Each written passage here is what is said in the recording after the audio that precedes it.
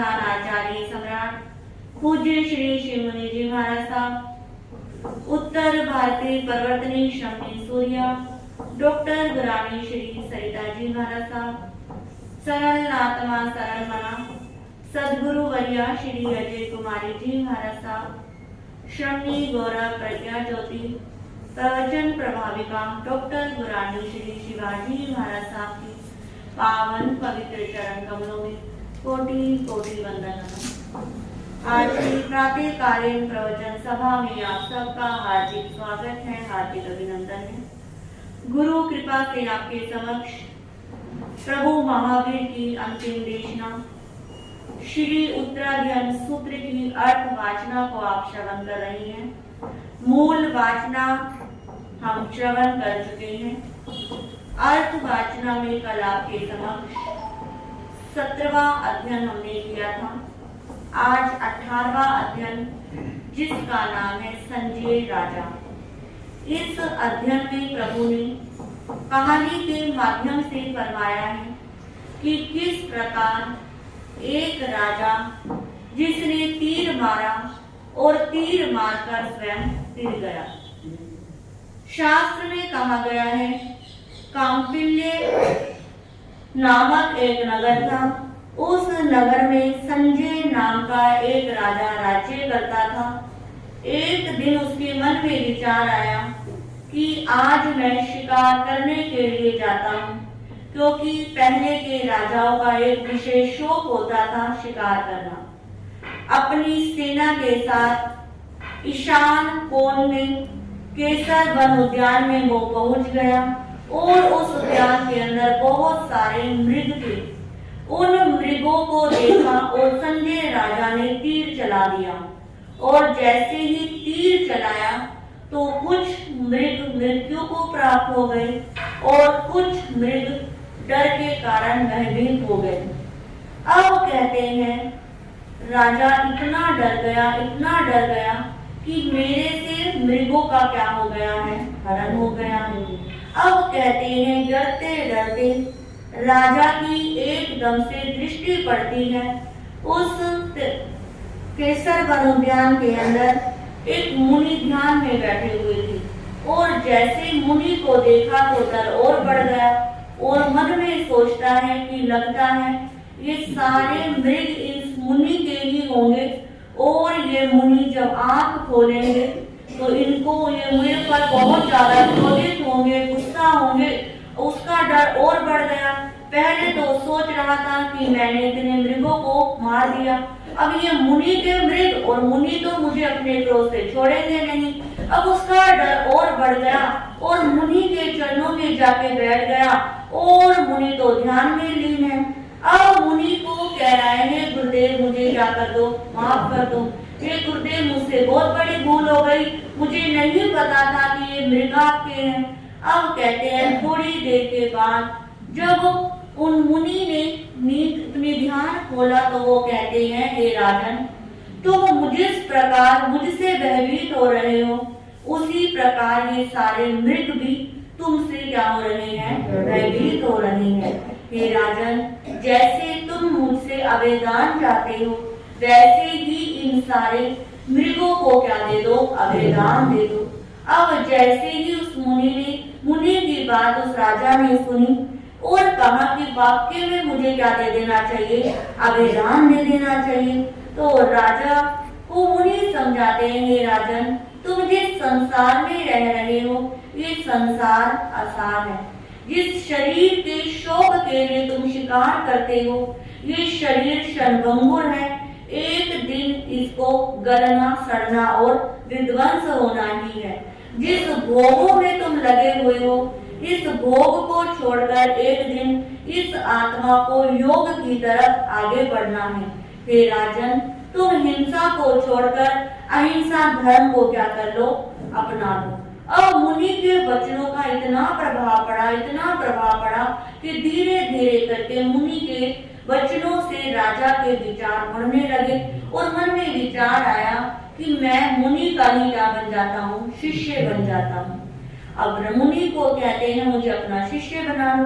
तो मुनि कहते हैं देखो शिष्य बनने के लिए, दीक्षा लेने के लिए पहले आज्ञा क्या होती है? जरूरी होती है। तो यदि तुम्हारे घर में माता पिता है तो उनकी आज्ञा लो। यदि माता पिता नहीं है, तुम्हारी संतानें हैं, तो अपने बड़े पुत्र की क्या लेकर आओ? आज्ञा लेकर आओ, तभी मैं तुम्हें क्या दे सकता हूँ? दीक्षा दे सकता हूँ। अब वो संजय राजा कहता है, ठीक है गुरुदेव, मैं अपने बड़े पुत्र को अपना पूरा राजभार सौंप कर आता हूँ और उसे दीक्षा की आज्ञा लेकर आता हूँ। अब वो पल आया कि संजय मुनि राजा से क्या बन गए? मुनि बन गए। अब मुनि बनने के बाद जंगलों में रह रहे हैं। अब कहते हैं मुनि बनने के बाद एक दिन जब वो विचरण कर रहे थे तो उनकी मुलाकात एक क्षत्रिय ऋषि से होती है और वो क्षत्रिय ऋषि उन संजय मुनि से पूछते हैं कि तुम कौन हो, तुम्हारा क्या नाम है, तुम्हारा क्या गोत्र है, तुम किस कारण दीक्षा लिए हो और कैसे तुम गुरु की सेवा करते हो। अब वो संजय मुनि कहते हैं, मेरा नाम संजय मुनि है और घर से मेरा गोत्र गौतम गोत्र है। मैंने मुक्ति के लिए जीवों को अभिदान देने के लिए क्या ली है?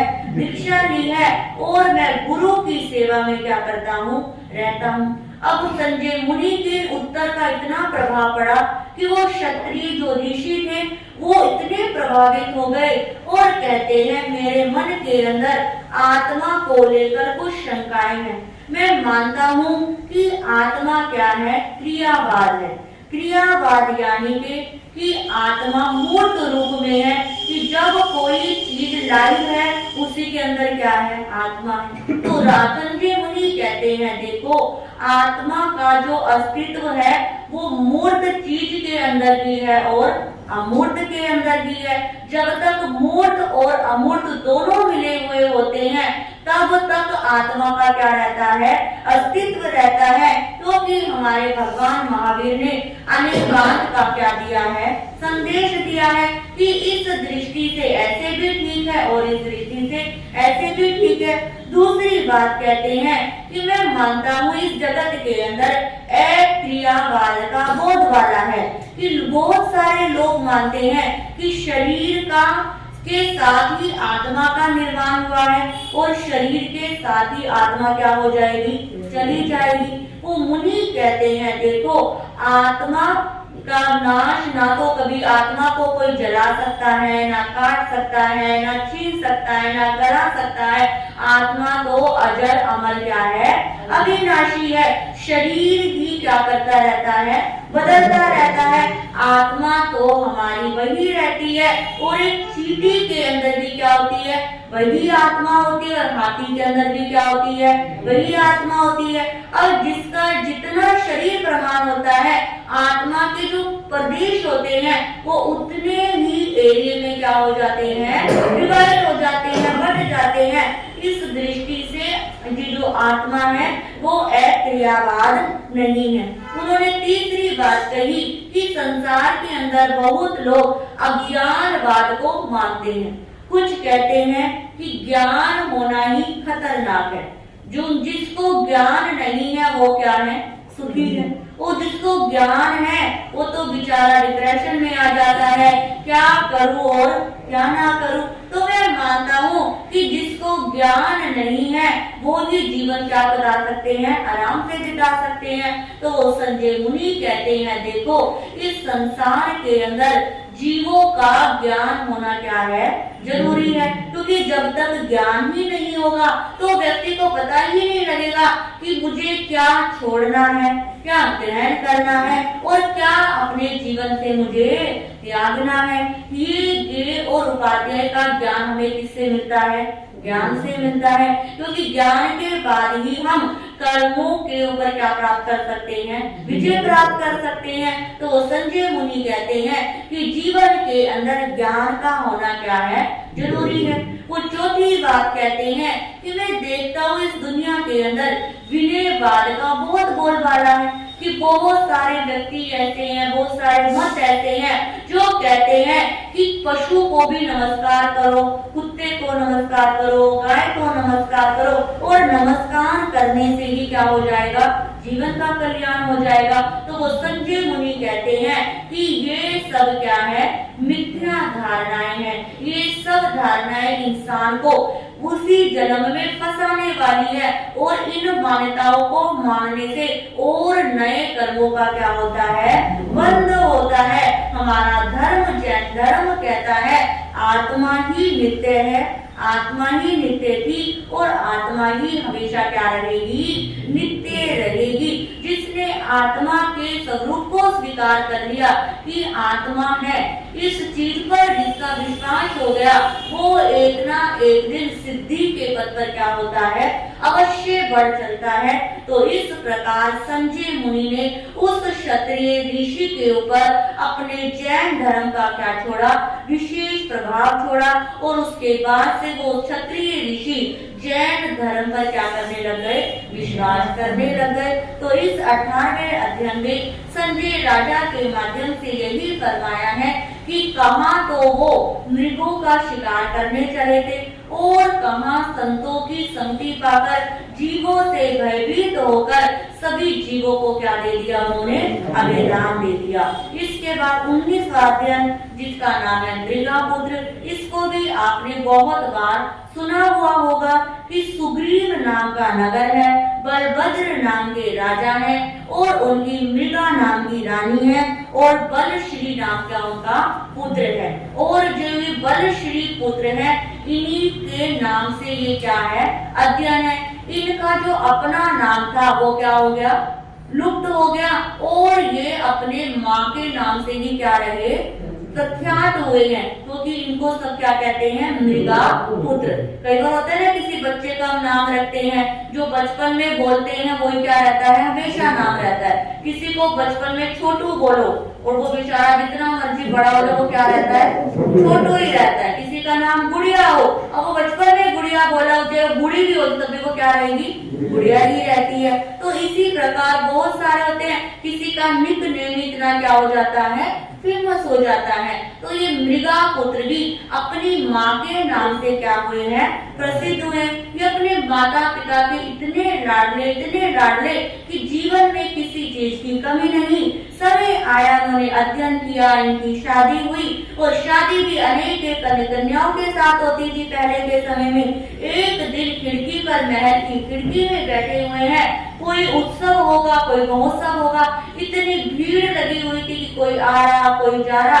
अब कहते इतनी भीड़ के अंदर एक साइड में उन्होंने मुनि को देखा कि मुनि कितनी आराम से चल रहे हैं, कितनी ईर्ष्या समिति पूर्वक चल रहे हैं। और जैसे ही मुनि को देखा तो एकदम से दृश्य क्या हो गया, अंदर का दिखने लग गया। कई बार आपने भी फील किया होगा कि कोई चीज देखते हैं, किसी व्यक्ति को देखते हैं, किसी कपड़े को देखते हैं या किसी सामान को देखते हैं, किसी जगह को, किसी चीज को देखते हैं, तो ऐसा फील होता है कि हमने कभी ऐसा देखा है। किसी व्यक्ति से मिलते रहे, हमारे तो ऐसा लग रहा है कि आपको कहीं क्या करा हुआ है, देखा हुआ है। उससे आपका कोई लेना नहीं होता, देना नहीं होता, आप कहाँ रहने वाले, वो कहीं का रहने वाला, परंतु हमें ऐसा फील होता है कि हमने क्या करा है, कहीं पर देखा है। तो ये क्या होता है, ये हमारा उस व्यक्ति के साथ भी, उस वस्तु के साथ भी पिछले जन्म का क्या हो जाता है, जो संयोग होता है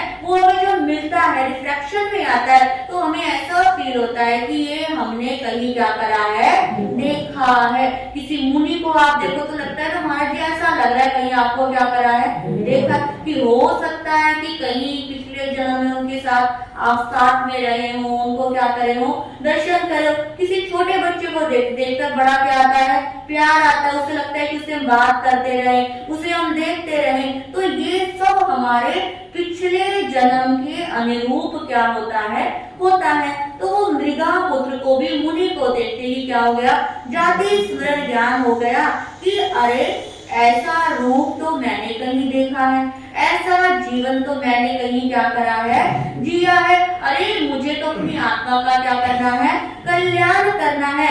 ऐसा जन्म मरण मेरा कब तक चलता रहेगा, कब तक मैं संसार में रहूंगा, कब तक मैं भोग भोगता रहूंगा। अब कहते हैं बहन की खिड़की पर बैठे बैठे वहीं पर उनको क्या हो गया, वैराग्य हो गया और एकदम से खड़े हो गए। अपनी पत्नियों को कहते हैं टाटा बाय बाय, अब मैं चला। अब वो कहती अरे एकदम से क्या हो गया, अभी तो क्या कर रहे थे, बड़े आराम से बैठे थे।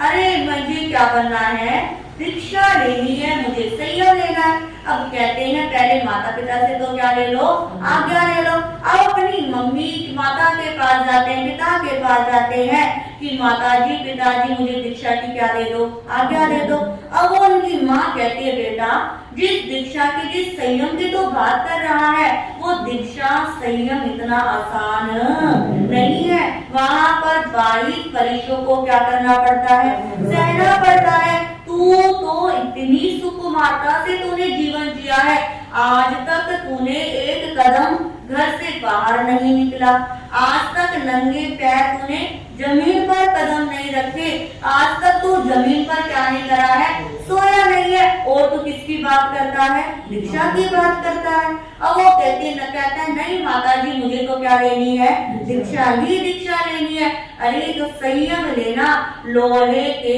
चने जमाने के बराबर है, नंगी तलवार पर चलने के समान है। क्योंकि संयम जीवन जितना दिखना क्या होता है, आसान होता है। हमें भी कई लोग कहते हैं महाराज जी आपको क्या है, आपको क्या करते हो, आराम से रहना है, आराम से करना है। पर जितनी चीजें आपके गृहस्थ जीवन में है, आपके पास तो एक सीमित क्या होता है, परिवार होता है। परिवार के सीमित क्या होते हैं, मेंबर होते हैं। हमारे पास तो ये हमारा इतना बड़ा क्या हो जाता है, परिवार हो जाता है। और परिवार होने के बाद हर परिवार के अंदर, हर समाज के अंदर अलग अलग दृष्टि के क्या होते हैं, अलग अलग सोच के लोग होते हैं। कोई किस सोच को लेकर आता है, कोई किस नजरिए से देखता है, कोई कैसे देखता है। कोई बोलता तो बड़ा मीठा है पर अंदर से क्या करता है, चेक करता है कि महाराज कैसे हैं कैसे नहीं है। कोई परीक्षा लेने के लिए बात करता है। क्योंकि कहाँ भी साधु का जीवन कि हर समय साधु को क्या रहना पड़ता है, सतर्क रहना पड़ता है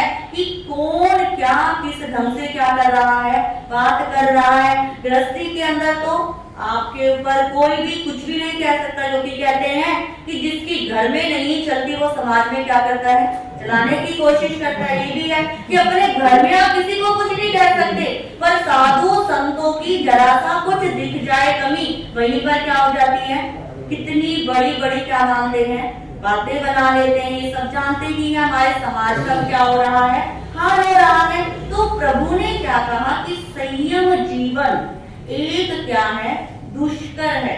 और इस पर जो समभाव से चलने लग जाते हैं वो अपनी आत्मा का भी क्या कर लेते हैं, कल्याण कर लेते हैं। इसलिए तो भगवान ने कहा कि साधुओं को राजनीति से क्या रहना चाहिए, दूर रहना चाहिए। और समाज में भी जो राजनीति के व्यक्ति हैं उनसे भी क्या रहना चाहिए, दूर रहना चाहिए। क्योंकि राजनीति जिसका नाम ही क्या होता है, बुरा होता है। पहले हमारा जैन समाज इन सब चीजों से क्या था, वो दूर था। आजकल तो ऐसा लगता है कि हर जगह ही क्या है, राजनीति है। कि व्यक्तियों की दृष्टि ही क्या हो गई है, ऐसी हो गई है। क्योंकि जिस सोसाइटी में रहते हैं वैसा क्या पड़ता है, प्रभाव पड़ता है। तो पहला संयम जीवन निभाना क्या होता था, बहुत आसान था। क्योंकि जो श्रावक होते थे वो भी एक सरल वृत्ति के होते थे। अब आज के समय में श्रावक भी क्या नहीं रहे, सरल नहीं रहे। हर कोई की दृष्टि क्या है, अलग अलग है। ये मत सोचना कि मैं आपके किसी के ऊपर टोन करूं, एक नॉर्मल बात है। देखो यहाँ पर जरा सा भी हमारे ना किसी बहन की तरफ से ना किसी हमारे श्रावक वर्ग से जनरल बता रही हूँ कि जो आज के समय में संयम जीवन का क्या चल रहा है, हाल चल रहा है। तो मृगा पुत्र ने माँ को कहा कि माँ तो किस उसकी दुश्मन की बात करती है, मैं तो नरक की महान वेदना को क्या करके आया हूँ, सहन करके आया हूँ। मैं तो त्रियंच गति में कितनी बार जाकर आया, वहां पर मैंने डंडे खाए, वहां पर मैंने कितना बोझा ढोया, वहां पर मेरे ऊपर कितना प्रहार किया गया। तो संयम के किस दुख की क्या करती है, बात करती है। तो वो माँ कहती है बेटा यहाँ पर जरा सा तेरे को कुछ होता है, वहां पर हम सारे तेरे पीछे क्या हो जाते हैं, लग जाते हैं। अब तू संयम जीवन ले लेगा तो क्या हो जाएगा, बीमार हो जाएगा। तो वहां पर तेरी देखरेख कौन करेगा।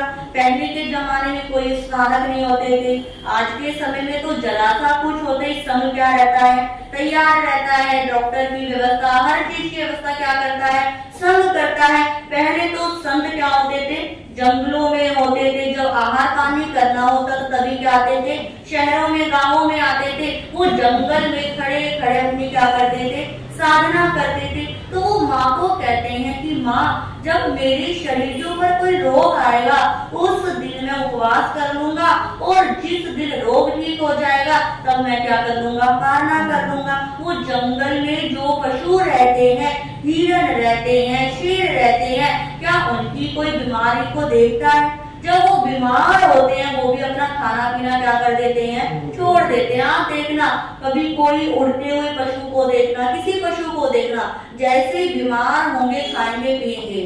आपने किसी ने घर में पेट्स होते उनको भी देखा हो, यदि जरा सा कुछ होता है वो क्या कर देते हैं, छोड़ देते हैं। जब ठीक हो जाते हैं तब क्या कर लेते हैं, खा लेते हैं। क्योंकि जितना ज्यादा खाते हैं उतनी ज्यादा क्या होती है, बीमारियां आती हैं। तो वो क्या कहते हैं कि माँ तुम मेरी क्या मत लो, टेंशन मत लो, मुझे अपनी आत्मा का क्या करना है, कल्याण करना है, मुझे संयम अपने लिए लेना है।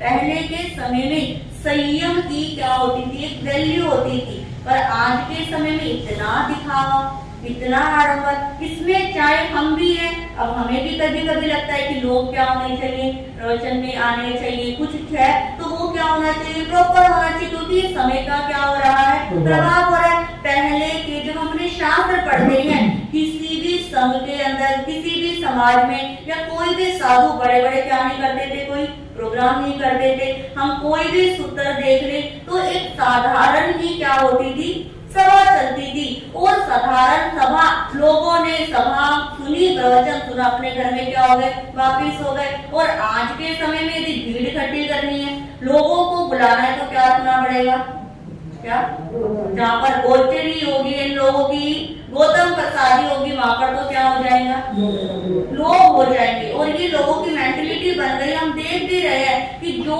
समाज प्रतिदिन जहाँ पर खाना चलता है, वहाँ पर लोग सब कहते हैं कि हमारा हम वहाँ जाते हैं और वहाँ पर तो रोज क्या मिल जाता है, बढ़िया बढ़िया 8-10 तरीके के खाना पीना मिल जाता है, और हमारा नाश्ता क्या हो जाता है, बढ़िया हो जाता है। तो क्या है, ये हमारा समाज किस दिशा में जा रहा है, इसके पीछे कहीं ना कहीं हम ही क्या है, जिम्मेदार है। कि हमने ही लोगों को ऐसी क्या डाली है, हैबिट डाली है कि आओ प्रवचन सुनो, बढ़िया खाओ पियो और क्या हो जाओ, अपने काम पे निकल जाओ। पर हमारे शास्त्रों के अंदर कहीं पर भी ऐसे गौतम प्रसादी या बड़े बड़े आयोजनों का कोई क्या नहीं है, महत्व नहीं है। पहले लोग श्रद्धा से भगवान की वाणी को क्या करते थे, सुनते थे, और सुनते थे, हृदय से भी स्वीकार करते थे। आज के समय में यदि कोई बड़ा प्रोग्राम हो, खाना खुले, चाहे महाराज का प्रवचन अभी हुआ है या नहीं हुआ, आधे से ज्यादा लोग क्या हो जाते हैं, खाने की तरफ हो जाते हैं। क्योंकि ध्यान कहाँ बट गया है,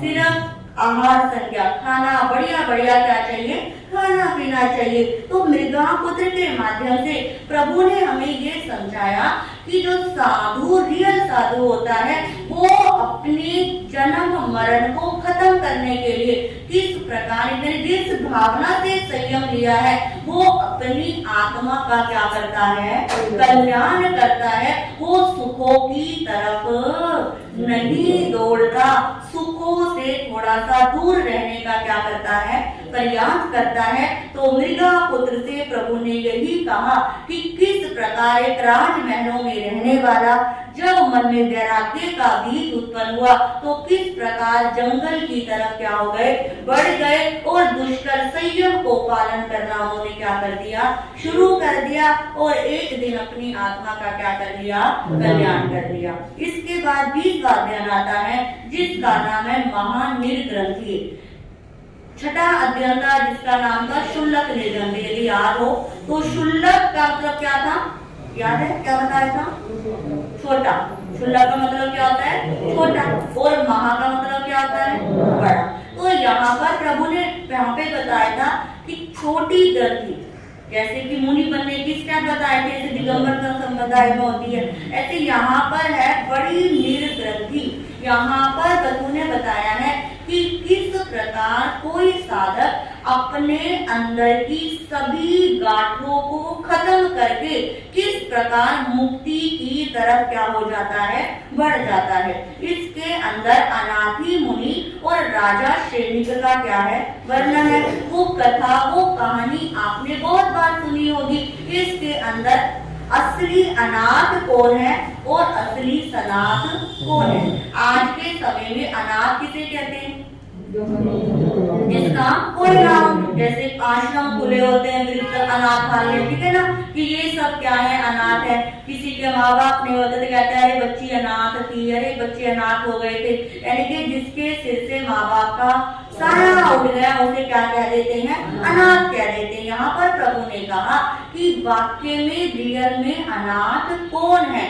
अनाथ वो है कि जिसके उपजो धर्म से अभी क्या है? दूर है, जिसके जीवन में धर्म नहीं है, वाक्य में रियल में वही क्या है? अनाथ है। यहाँ पर उदाहरण दिया राजा श्रेणिक कि वो मंडी कुक्षी उद्यान में एक दिन भ्रमण करने के लिए जाते हैं और एकदम से उनकी दृष्टि पड़ती है एक मुनि किसमें बैठे हुए हैं? ध्यान में बैठे हुए। कहते हैं उन अनाथी मुनि, यहाँ पर किसी भी सूत्र के अंदर अनाथी मुनि का प्रॉपर नाम अभी तक मेरी पढ़ने में नहीं आया, तो जब उन्होंने आगे भी आएगा इसलिए उनका नाम क्या पड़ा था? अनाथी पड़ा था। अब जैसे ही उन्होंने मुनि के रूप को देखा कि अरे इतना सुंदर रूप, जिनके इतना सुंदर आभा मंडल, शरीर का एक एक अंग क्या कर रहा था? चमक रहा था। एक आंखों में, एक बालों में, चेहरे में अलग क्या थी? शाइन थी। अब कहते हैं वो मुनि राजा श्रेणिक ने उन मुनि के रूप को देखा तो इतने आसक्त हो गए कि उनकी दृष्टि, उनके कदम उनको छोड़कर आगे की तरफ बढ़े ही नहीं। और मन में कल्पना करते हैं वाह क्या रूप है, क्या सौम्यता है, क्या इनकी कोमलता है, ऐसा रूप तो मैंने कहीं कहीं देखा ही नहीं है। अब मन में सोचते हैं कि मुनि राज कोई बड़ी उम्र के भी नहीं लग रहे, ये तो क्या लग रहे हैं? छोटी उम्र के लग रहे हैं। कई बार हम सबको भी देखकर लोग कह देते हैं कि महाराज आप तो क्या लग रहे हो? बड़े छोटे लग रहे हो। और कई बार किसी को विश्वास भी नहीं होता कि इतनी छोटी उम्र है और क्या कर लेंगे?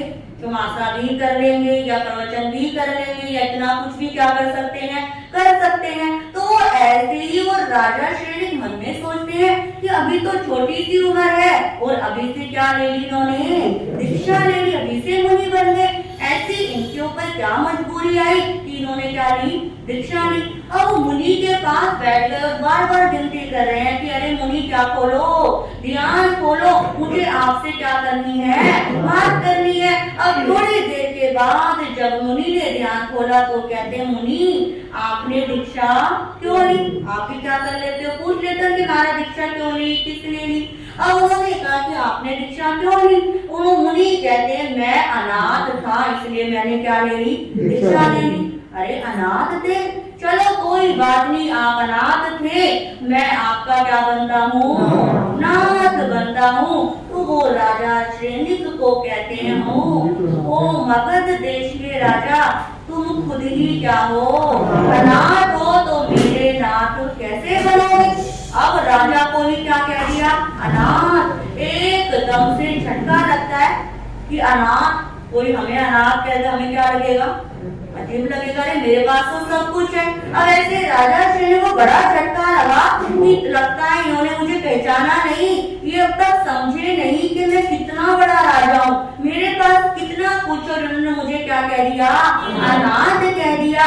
कहते मुनि जी मेरे पास तो अपार धन संपदा, इतना बड़ा राज्य, इतनी बड़ी सेना, इतने हाथी घोड़े, इतनी सब कुछ मेरे पास है, मैं क्या नहीं हूँ? अनाथ नहीं हूँ। तो वो कहते हैं देखो मुनि राजन तुम अपने उसकी बात करते हो तो कमी मेरे पास भी कोई नहीं थी।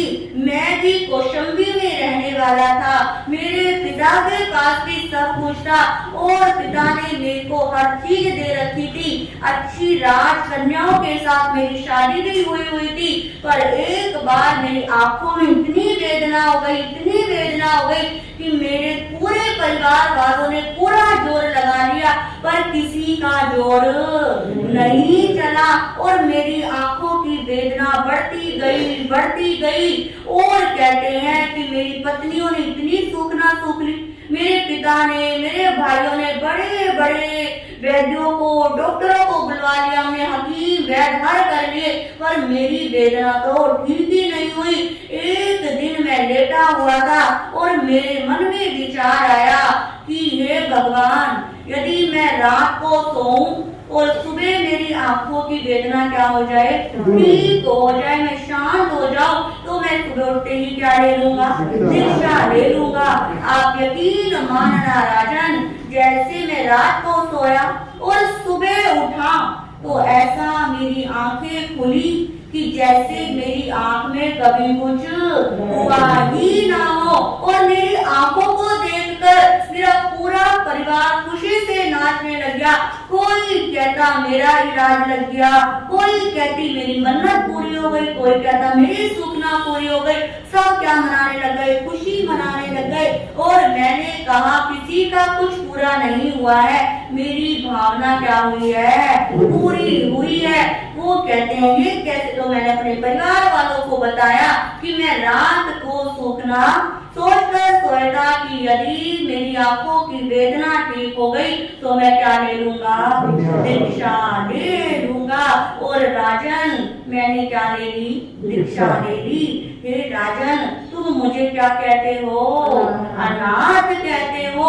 अनाथ तो क्या हो, तुम हो। मेरे पास तो धर्म है, मेरे पास तो देव गुरु धर्म की क्या है, कृपा है और ऐसी कृपा है कि जिसके बलबूते के कारण आज मैं क्या हूँ, स्वस्थ हूँ। तो कहते हैं उस समय राजा श्रीनिक के ऊपर उस अनाथी मुनि की संगति का इतना प्रभाव पड़ा। वो कहते हैं मुनिवर, मैं तो सदा सदा के लिए आपका क्या हो गया, दीवाना हो गया, आपका मैं क्या बन गया, भगत बन गया। कहते हैं इससे पहले राजा श्रीनिक को जैन धर्म के ऊपर श्रद्धा नहीं थी और जैसे अनाथी मुनि की संगति मिली, उनके रूप को देखा तो क्या हो गई थी, श्रद्धा हो गई थी। और वो भी समय आएगा कि राजा श्रीनिक भगवान महावीर के क्या बने, पक्के श्रावक बने। हम सब जानते ही हैं कितना उन्होंने भगवान महावीर के जैन धर्म का प्रचार किया था।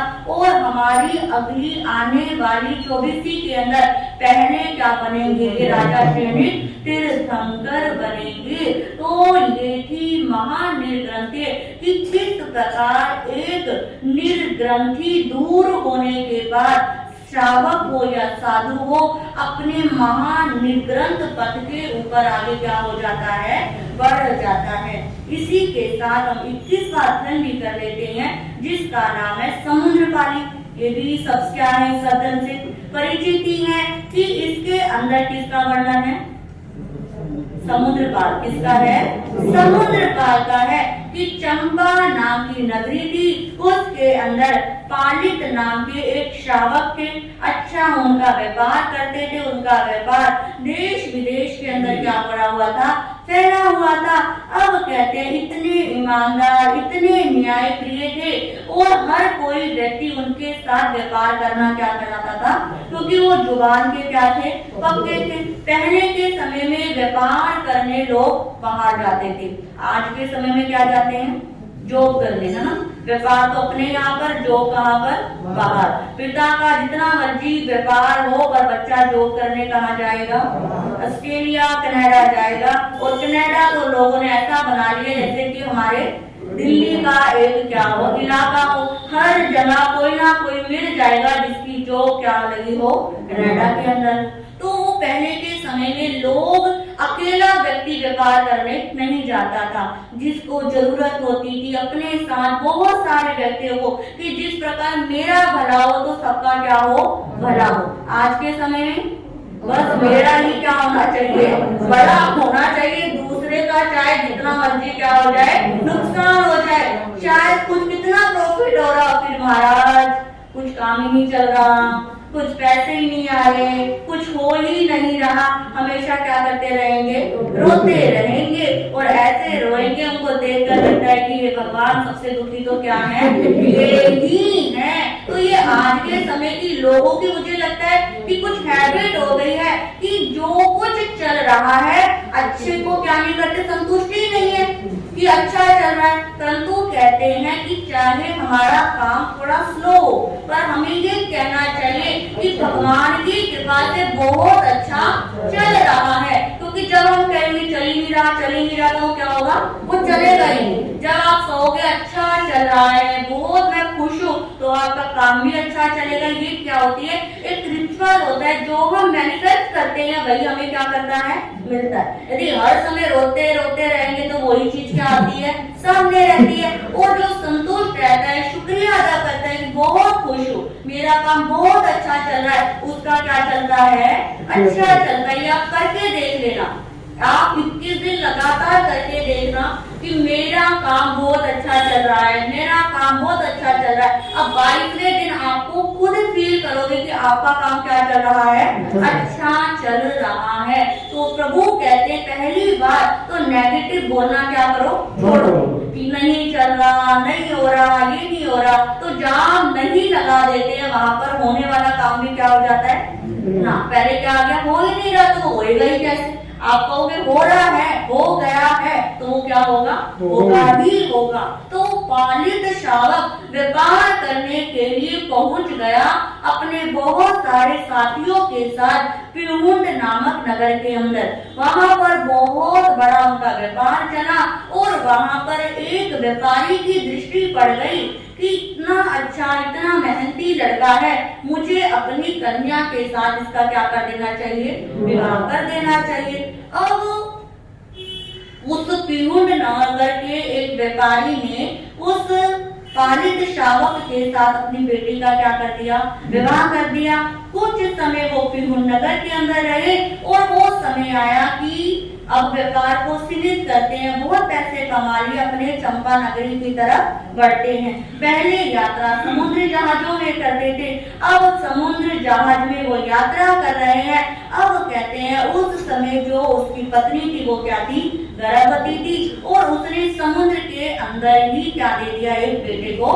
जन्म दे दिया। और वो पति पत्नी से माता पिता क्या हो गए, बन गए। अब सोचते हैं इस बच्चे का नाम, समुद्र में इसका जन्म हुआ है इसलिए क्या रखता है, समुद्र पार नाम। पहले के समय में जिस समय कोई घटना घटती थी उस समय उसका क्या रखते थे, उसी हिसाब से नाम। आपने देखा होगा किसी का पूर्णिमा पे जन्म है तो क्या रख दिया, पूर्णिमा नाम। ठीक है, आपने कुछ कर रहे हो और करते करते वो किसी की खबर आ गई कि उसके बेटा हुआ है, बेटी हुआ है, वो क्या रख दिया नाम। पहले के समय में क्या रखते थे, तीजोबाई, है ना, तीज पे जन्म है तो तीजोबाई। कोई इमरती खा रहा है, पता लगा उसका नाम इमरती बाई रख दिया, किसी का पिस्तो बाई रख दिया, ऐसे क्या चलते थे नाम। और आज के समय में तो नाम की डेफिनेशन ही क्या हो गई, अलग हो गई है। ठीक है ना, एक समय था जब मीनिंगफुल नाम रखते थे, एक समय था कि जब जो घटना घटती थी घटना के आधार पर क्या रखते थे, नाम रखते थे। और अब समय आया कि माता पिता का एक एक अक्षर कि भाई फिक्स हो जाए कि उसी की क्या है, क्षमता है। उन्हें कोई डाउट रहता है कि कहीं आगे बच्चों को विश्वास हो या ना हो, इसलिए कहते देख भाई आधा एक अक्षर तेरे नाम का, एक अक्षर मेरे नाम का, इन दोनों से हमारा क्या होगा, बेटे का नाम चलेगा। चाहे उसका कोई नाम अर्थ हो या ना हो, इतने बेढंगे और इतने अजीब अजीब से क्या है नाम है, और जो नाम खुद को भी लेने नहीं आते होंगे, है ना। कोई उन नाम को अजीब अजीब ढंग से लेता है, परंतु पहले के समय में घटना पर आधारित क्या रखते थे, नाम रखते थे। तो उसका नाम रखा समुद्र पार। अपने चंपा नगरी के अंदर आ गया, बड़ा हो गया, अध्ययन हो गया, सब कुछ हो गया। एक समय आया उस पालित ने अपनी समुद्रपाल का विवाह अन्य कन्याओं के साथ कर दिया और करने के बाद कहते हैं एक दिन वो भी मृगापुत्र की तरह अपने महल की खिड़की पे बैठे हुए थे और देख रहे हैं कि एक आदमी जिसको गधे के ऊपर क्या करा हुआ है, बिठाया हुआ है, उसके पूरे शरीर के ऊपर लाल रंग का पेंट किया हुआ है, उसके गले में जूतों की माला पहनाई हुई है और उसके माथे पर कमर पर लिखा हुआ है मैं चोर हूँ। और बहुत सारे लोग उसके पीछे चल रहे हैं, कोई पत्थर मार रहा है, कोई कुछ मार रहा है, ये ऐसा ये ऐसा। अब ये दृष्टि समुद्रपाली ने देखा और मन में विचार करता है कि ये क्या। अब लगता है पूछता है कि इतना दयनीय व्यवहार क्यों कर रहे हैं। अरे इसने क्या करी है, चोरी की है। अब पूरे नगर में इसलिए घुमाया जा रहा है, इसको फांसी की सजा सुनाई जाएगी कि कोई भी अपराध करने से पहले क्या करे, डरे कि ये अपराध मुझे नहीं करना। अब कहते इसलिए इसको क्या करा जा रहा है, पूरे नगर में घुमाया जा रहा है। अब वो कहते हैं कि ये दृश्य को देखा और समुद्रपाल को एकदम से वैराग्य हो गया कि जो हाल इसके साथ हो रहा है, जो गलती इसने कर दी, कहीं यदि ऐसी ही गलती मुझसे हो गई तो क्या मेरा भी ऐसा हाल होगा, क्या मुझे भी ऐसा किया जाएगा। अरे जब तक मेरा पुण्य है तब तक सब क्या है, मेरे साथ है। कहीं मेरा पाप का उदय इसकी तरह आ गया तो मैं भी दर दर क्या करा जाऊंगा, भटका जाऊंगा, मारा मारा फिरूंगा। अब कहते हैं इतना मन में वैराग्य आ गया, वो कहते नहीं मुझे इसकी तरह अपनी आत्मा का इधर उधर नहीं भटकाना, मुझे चोर नहीं बनना, मुझे अपने भीतर रहे हुए कर्म चोरों को क्या करना है, दूर करना है। और उन समुद्र पार ने के दीक्षा ले ली और दीक्षा लेने के बाद शुद्ध संयम का पालन करके वो सिद्ध बुद्ध क्या हो गए, मुक्त हो गए।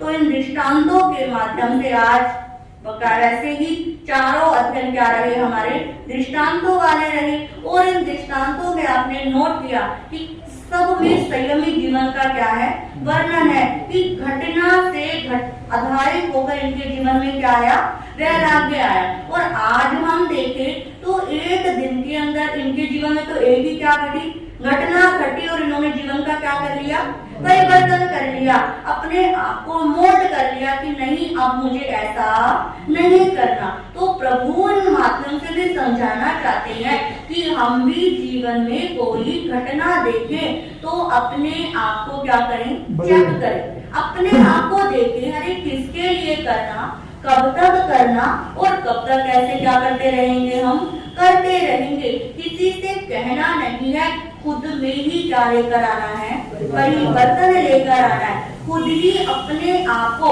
उन चीजों से क्या करना है, दूर करना है। तो कि जब हम भीतर से दूर होने का प्रयास करेंगे तो एक दिन और एक पल ऐसा आएगा कि हम कर्म बंधन से क्या हो जाएंगे, बच जाएंगे। तो इस प्रकार श्री उत्तराधिकार सूत्र के माध्यम से प्रभु ने बहुत छोटे छोटे उदाहरणों के माध्यम से हमको सचेत किया। देखो एक दो नहीं, 36 क्या दिए हैं हमको, एग्जाम्पल दिए। अरे ये समझ में नहीं आता तो ये समझ, ये नहीं आता तो ये समझ ले। हर घटना हर बात क्या है प्रभु की अलग अलग है कि कुछ तो क्या कर लो, समझ लो, कुछ तो जीवन में क्या कर लो, परिवर्तन कर लो। क्योंकि जब तक परिवर्तन नहीं तब तक जीवन में सुधार आ ही नहीं सकता और परिवर्तन तो लाना पड़ेगा। इस जन्म में नहीं लाओगे तो अगले जन्म में, अगले में तो उससे अगले में। तो इससे अच्छा है कि अभी क्या ले आओ, सुधार ले आओ, परिवर्तन ले आओ। और परिवर्तन तो हमारी सृष्टि का क्या है, नियम है ना, परिवर्तन तो होगा ही होगा ना। हर दिन में भी अगला दिन क्या होता है, परिवर्तन का होता है। हर हमारे दिन, हर हमारा खाना, हर हमारी चर्या में क्या होता है, कुछ ना कुछ परिवर्तन होता है। जब हम एक जैसे नहीं रह सकते, बचपन में हम कैसे थे, जवानी में हम कैसे और बुढ़ापे में हम कैसे होंगे। तो परिवर्तन सृष्टि का नियम है और प्रभु ने कहा कि परिवर्तन को क्या करो, स्वीकार करो। शुद्ध हृदय से स्वीकार करोगे तभी ये हमारी आत्मा मुक्ति के पथ पर आगे बढ़ सकती है। इन्हीं शब्दों के साथ मैं अपने विषय को विराम दूंगी। फटाफट करके कोशिश कर रही हूँ कि अब हमारे पास समझो कल तो क्या आ गया, रविवार। कल हमारा सरस्वती माता का अनुष्ठान है। एक हफ्ता है, सूत्र भी पूरा करना है और क्या बचे हैं, 2 तत्व भी पूरे करने हैं। तो कोशिश की फटाफट क्या करूं, कल परसे भी 3-4 अध्ययन करके 2-3 दिन में क्या करेंगे, सूत्र को पूरा करके फिर वो 2 तत्व भी क्या करने हैं, पूरे करने ही करने। क्योंकि मुझे ऐसा लगता है कि देखो सुनाने में तो नहीं, पर जो चीज मैंने शुरू करी है उसे क्या करना, पूरी करूं। क्योंकि मेरे मन में ऐसा आ रहा है कि बेशक देखो कि कोई चीज जब तक हम शुरू करते हैं पूरी ना करें, और मुझे कभी ना कभी तो क्या करनी पड़ेगी, पूरी करनी ही पड़ेगी। अब बेशक चुमासा उठ गया, कभी ऐसा संयोग बनता है कि आपने आधा सुना हुआ है, मैंने आधा सुनाया हुआ है, अब वो पूरी करने के लिए कहीं मेरा भी क्या हो जाए, वो जन्म एक होता है कि मैंने वो संस्कार डाले हुए कि वो नव तत्व क्या करने हैं, पूरे करने हैं। अब कहीं उसके चक्कर में, नव तत्वों के 2 तत्व के चक्कर में कि कहीं दोबारा क्या हो कि भाई इस जन्म में नहीं पूरे हुए या कभी मौका नहीं मिला, तो क्या पता है उम्र का ना, तो है कि अभी का अभी जो हमने कर्म क्या करे हैं, समय डाले हैं, देखो समय कुछ नहीं हो सकता, पर एक है कि अभी जो चौमासे का हमने डाला है, क्योंकि कल इसका क्या बता ना, चौमासा भी आने वाला है। अच्छा जी तो ये भी पूरे एक बार तो क्या करने हैं, पूरे करने ही करने, शॉर्ट में हो एक दिन बिहार करके अगले दिन से फिर ठीक है जी, ठीक है जी।